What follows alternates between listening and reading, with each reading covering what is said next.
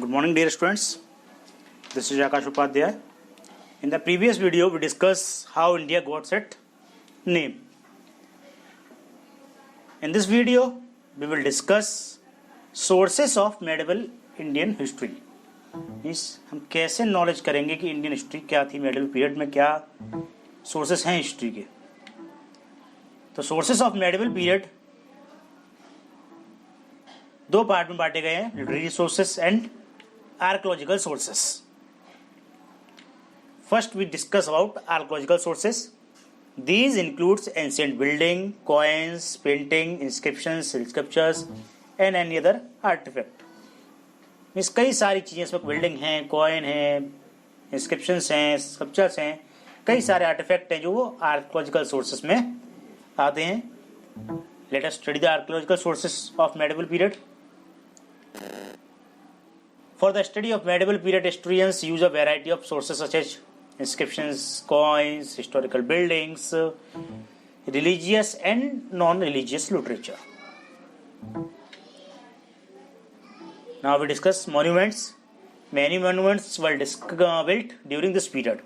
Medieval period जो है, मुगल जो एम्पायर है, उस पीरियड में कई सारे मॉन्यूमेंट बनाए गए. These tell us about the architectural skills of the time. और ये हमें उस समय के आर्किटेक्चर स्किल के बारे में बताते हैं कि किस तरह का आर्किटेक्चर उसमें यूज किया जाता था. The material used give an idea about the craftsmanship and mining. जो मटेरियल बिल्डिंग्स में यूज किया गया, मॉन्यूमेंट्स में यूज किया गया, वो हमें उस समय की क्राफ्टमैनशिप और माइनिंग की नॉलेज देता है. Numerous temples and mosque exhibit the skills and religious beliefs of the people. और कई सारे टेम्पल्स उस समय के और मॉस्क्यू जो हैं वो हमें रिलीजियस बिलीफ्स के बारे में बताते हैं लोगों के. Now we further study important forts and places of the time. Red fort, Agra fort, Gwalior fort, palace of Jaipur, जालमेर, Golconda fort, Mandu fort. ये जो फोर्ट है वो मेडिवल पीरियड्स के इंपोर्टेंट फोर्ट हैं. Next Tom's, Humayun Tom, Taj Mahal, Safdarjung Tom. These are the Tom's. What do you mean by tomb? Tombs was the burial site of the Mughal emperor and empress. जो Tom's होते थे वहाँ पर मुगल जो होते थे उनके डेड बॉडी को दफनाया जाता था.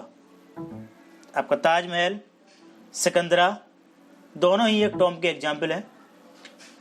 मॉस्क्यू मस्जिद, Jama Masjid and Moti Masjid of Delhi are world famous masjid.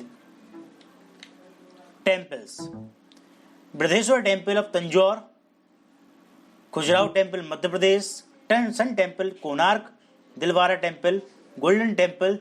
These are the temples which was built during medieval period and had its very importance in history. ये ऐसे टेम्पल्स हैं जिनकी बहुत ही ज़्यादा इंपोर्टेंस है, चाहे आप बृहदेश्वर टेम्पल कहें, खजुराहो कहें, Sun Temple Konark, Golden Temple Amritsar. ये सभी टेम्पल्स की अपनी वैल्यू है हिस्ट्री में.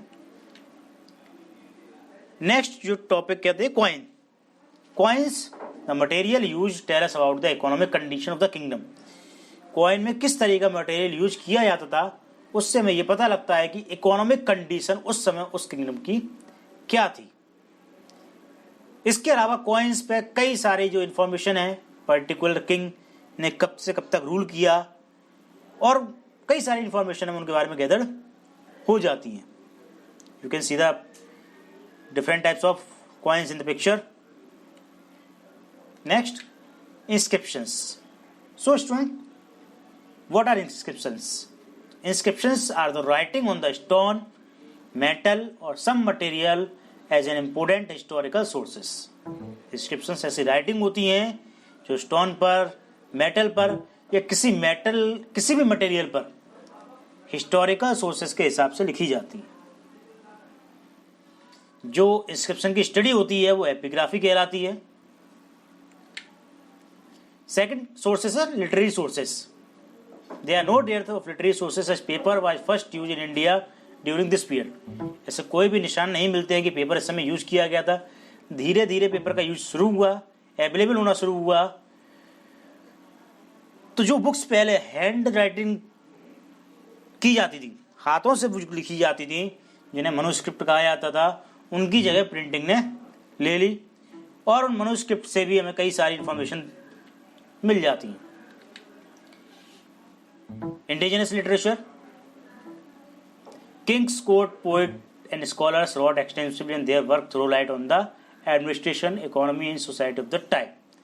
इंडिजिनस लिटरेचर जो होते थे, जो राजा के दरबार में लेखक कवि विद्वान जो रहते थे, वो उनके एडमिनिस्ट्रेशन के बारे में, इकोनॉमी के बारे में और सोसाइटी के बारे में लिखते रहते थे।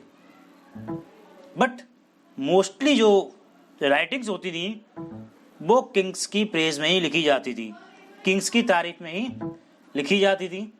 कुछ जो वर्क है इसमें कलर, रायत रंगनी जो कश्मीर की हिस्ट्री है,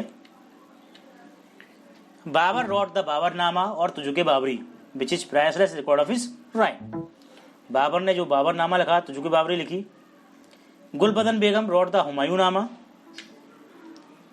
अबुल फजल की अकबरनामा एंड आईने अकबरी अकबर के शासन को दर्शाती है। अमीर Khusro Tughlaqnama gives a detail account of Tughlaq dynasty. अमीर खुसरो की जो अकाउंट है तुगलकनामा, उससे में तुगलक डायनेस्टी के बारे में पता चलता है। अब बात करते हैं फॉरेन लिटरेचर की। कई सारे फॉरेन जो स्कॉलर्स, राइटर, ट्रैवलर इंडिया आते थे और यहाँ के बारे में लिखते थे। तो Al-Biruni wrote Tarikh al-Hind which is a mirror of 11th century. 11th century के इंडिया के बारे में जो बताया गया है तारिक हिंद में, it gives the information on religious, scientific and literary tradition of India. Next, Ibn Battuta, a Moroccan traveller has compiled his travel memories called रहेला। उसने अपनी सारी जो ट्रेवल मेमोरीज हैं वो रहेला में कलेक्ट की हुई हैं। It throws light on the social, geographical and economic condition. Next, Marco Polo, एक वेनेटियन ट्रेवलर जो वेनिस से आया था, visited south custom India and his book tell us about the lifestyle economy of the reason.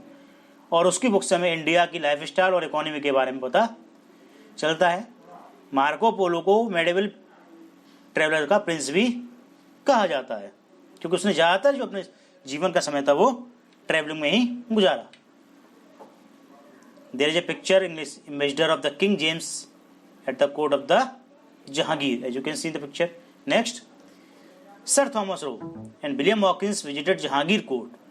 Thomas Roe की जो book थी a voyage to the east is very useful source of the information. उससे हमें कई सारी information पता चलती हैं।